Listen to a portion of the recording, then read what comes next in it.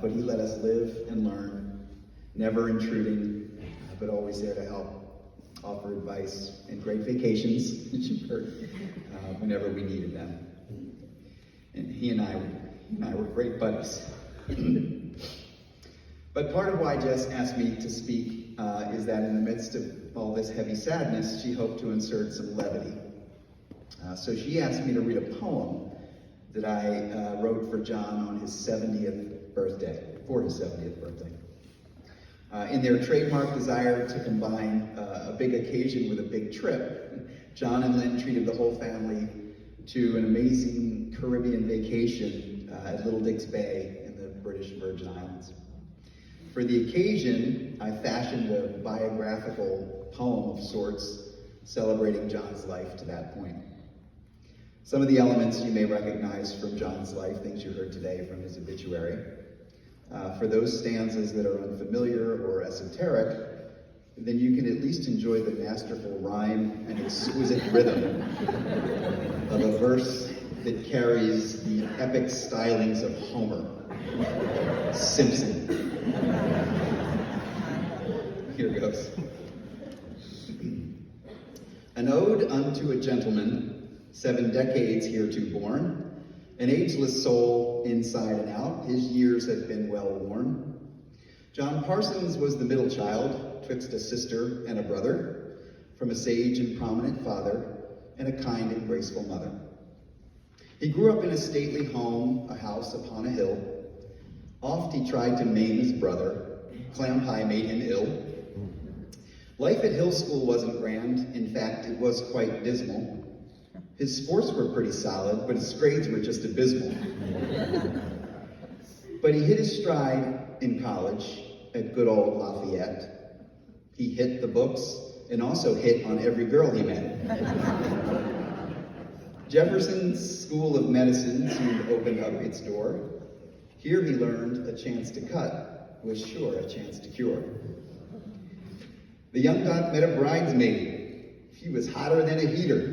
A wafy babe with big blue eyes. They called her Dorothy Veeder. Early married life was bliss, and next would come a baby. But soon after he knocked Lynn up, he shipped out with the Navy. Baby Tim was called the Buddha, the opposite of hyper. The only movements he ever made were the ones that stained his diaper. Jessica was daddy's girl, an active little chillin'. Raising her might have been easier with massive vats of Ritalin. They settled in Northampton, a town of art and knowledge. He worked, raised kids, and even coached the ski team at Smith College. He built a pastoral house of dreams, this rugged, woodsy dude. He could commune with nature by shooting turkeys in the nude. It's a true story. His surgical practice thrived with no time for complacence. He toiled and cared and mended 1,000 grateful patients. In the twilight of his career, but with work yet to be done, he established a solo practice till he left for Cali's sun. Retirement is bliss. He revels in it wholly. A round of golf, meals with friends, a tumbler full of Stoli. Jess and Tim are all grown up, with families growing strong. The blueprint Nana and Papa left assure they won't go wrong. Now he spoils grandkids, bequeathing all his knowledge. What's that, Gio? No, really? You're gonna pay for college? A model daughter and son-in-law in the mix only make him a prouder daddy. One, a gorgeous brown-haired gem, and the other one is Maddie. And we can't forget his partner, the goddess of the gift, whose grace and beauty and kindness give us all a lift. She's the secret of his success, selfless, funny, tough. She cares for him through thick and thin and kicks his ass in golf.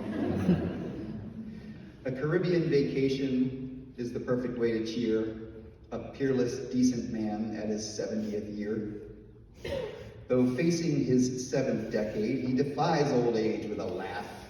He barely looks a day beyond 69 and a half.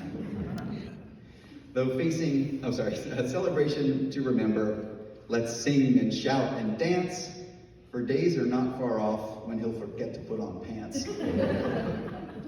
This poem has had some fun, but now must end sincerely.